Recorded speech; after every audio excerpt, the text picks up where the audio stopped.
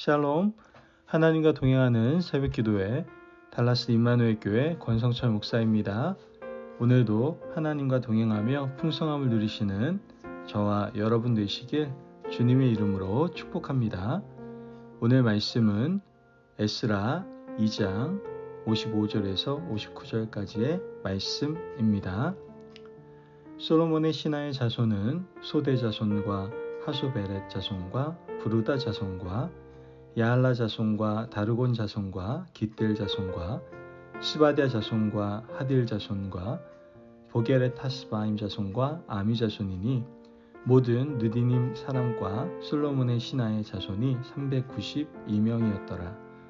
데멜라와 데하르사와 구룹과 앗단과 인멜에서 올라온 자가 있으나 그들의 조상의 가문과 선조가 이스라엘에 속하였는지 밝힐 수 없었더라.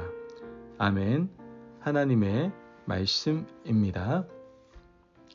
여러분, 오늘 본문을 보면 2장 말씀 1절부터 시작해서 계속해서 생전 처음 보는 가문과 처음 보는 이름들이 기록되어 있죠. 여기에 기록된 이름들은 과연 누구를 말하고 있는 것일까요? 여기에 기록된 사람들은 포로로 잡혀갔다가 70년이 지난 후에 이스라엘 본토로 귀환한 사람들을 이 에스라 2장에 기록하고 있는 것을 알게 됩니다. 에스라가 이들의 이름을 정리하는데도 꽤 오랜 시간이 아마 걸렸을 겁니다. 여기에 기록된 분들은 사명을 가지고 귀환한 영광스러운 이름들이다라는 것을 우리는 오늘 이 시간에 알게 된다라는 것이죠. 남유다가 망하고 그들은 바벨론의 포로로 잡혀가게 됩니다. 바벨론 70년 치하에서 그들은 귀환할 생각도 하지 못했어요. 하지만 세상이 바뀌었습니다. 그리고 고레스 왕은 포로 귀환 명령을 내리게 되죠.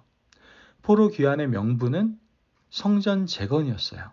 즉, 너희들은 가서 성전을 재건하고 그곳에 가서 살라는 명령이었던 것이죠.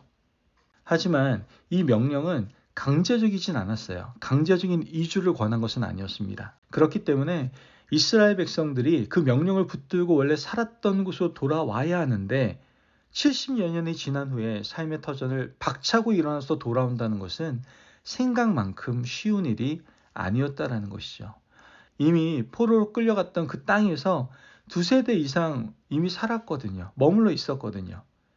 나라가 망한 것을 아예 보지도 못한 젊은 세대들도 많았습니다. 태어나 보니 바벨론이었고 그 나라의 말과 글과 문화와 행실을 다 배운 사람들이 이제 완전히 황폐하게 된 예루살렘으로 돌아온다는 것은 쉬운 일이 아니었다라는 것이죠. 우리나라가 일제 치하에 있을 때 징병으로 잡혀갔던 사람들이 해방되고 나서도 돌아오기 힘든 것과 어떻게 보면 같은 이치라고 생각할 수 있습니다. 일본 본토와 간도 그리고 만주로 갔던 사람들이 해방되었지만 돌아오기란 쉽지 않았어요. 왜 그렇습니까? 이미 가정을 이루고 자녀를 낳고 그곳에 생업의 터전을 형성하고 살았는데 해방되었다고 가족들 다 데리고 아무것도 없는 채로 그냥 본국으로 돌아온다는 것은 큰 결심을 해야만 가능했던 일이었기 때문이었던 것이죠. 이스라엘 백성들에게 성전 재건이라는 강력한 명분이 있었지만 그들에게는 현실적인 부분도 중요했기 때문입니다.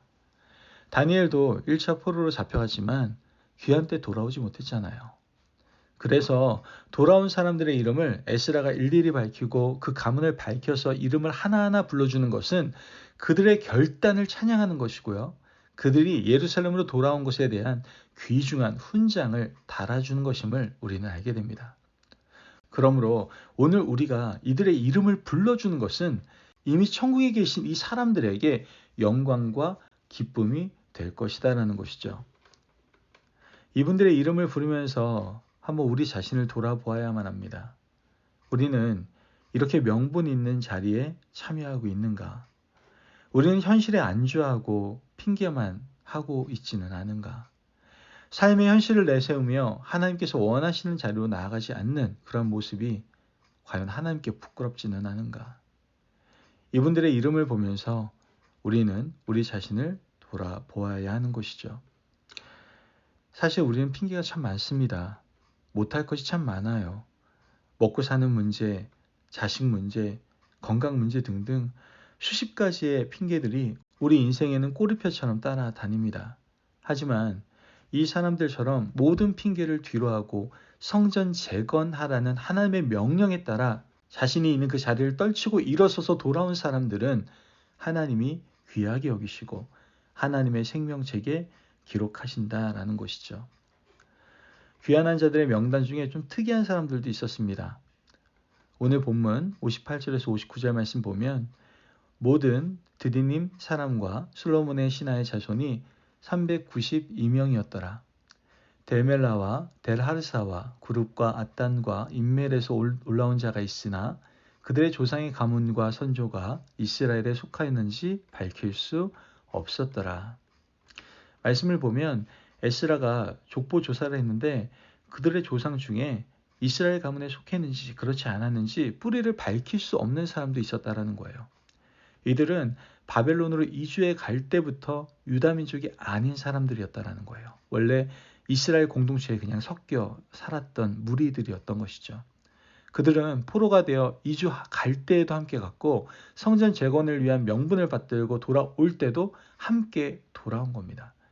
이들은 원뿌리가 유대인이 아니었고 이스라엘 족속도 아니었습니다. 하지만 이들이 돌아온 이유는 오로지 뭐였습니까? 성전을 세우고자 하는 명분이었다라는 것이죠. 여러분, 하나님의 교회 공동체는 역시 이런 분들이 바로 주인공입니다. 원뿌리였던 사람들과 들어온 사람들, 오래된 사람들과 오래되지 못한 사람들이 함께 모여서 하나님 나라의 아름다운 공동체를 이루어가는 것이 바로 하나님 나라 교회 공동체라는 것이죠.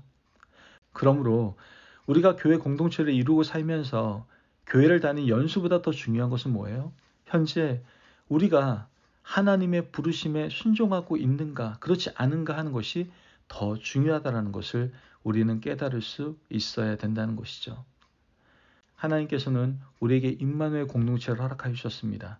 그리고 이 임마누엘 공동체를 재건하라라고 말씀하고 계시는 거예요. 여기서 중요한 건 뭐라고요? 오직 성전을 재건하고자 하는 그 명분을 가졌던 사람들의 그런 열심과 믿음을 우리도 본받아서 다른 어떤 것에 휘둘리는 것이 아니라 어떤 말에 치우치는 것이 아니라 어떤 환경과 상황을 보는 것이 아니라 정말 하나님의 교회, 하나님의 공동체를 세우는 것에 더욱더 목표를 가지고 그 명분을 가지고 헌신할 때 하나님께서는 그 한 사람 한 사람 그 영혼을 귀하게 보신다라는 겁니다. 그러므로 오늘 하루를 시작하면서 과연 우리의 이름의 석자는 어디에 있는지 한번 돌아보시기를 바랍니다. 간절히 바라기는 하나님 나라의 생명책에 내 이름이 있고 하나님께서 원하시는 그 자리에 우리의 이름과 몸이 있는 그곳에 헌신할 수 있는 저와 여러분이 되시길 주님의 이름으로 축복합니다. 아멘. 기도하겠습니다. 사랑이 많으신 아버지 하나님 감사합니다. 오늘 우리에게 귀한 말씀을 허락하여 주시고 우리의 이름이 어디에 있는지 다시 한번 돌아보게 하시니 감사를 드립니다. 하나님, 우리의 이름이 하나님의 생명책에 있기를 원합니다. 우리의 이름이 하나님께 헌신하는 그 자리, 하나님의 교회를 세우는 그 자리에 있기를 간절히 원합니다. 우리의 마음과 몸이 하나님의 교회 그 공동체를 세우는데 더욱더 헌신하고 열정을 쏟아부을 수 있도록 축복하여 주옵소서. 감사하며 예수님의 이름으로 기도합니다. 아멘. 오늘도 하나님과 동행하며 풍성함을 누리시는 저와 여러분 되시길 주님의 이름으로 축복합니다. 여러분, 우리의 이름이 지금 어디에 있는지 한번 돌아보시기를 바랍니다. 그리고 오늘도 살아계시고 선한 손길로 인도하시며 그 이름의 영광을 위하여 일하기 원하시는 하나님의 뜻을 따라 영광된 삶을 살아가시기를 바랍니다. 말씀 안에서 승리하십시오.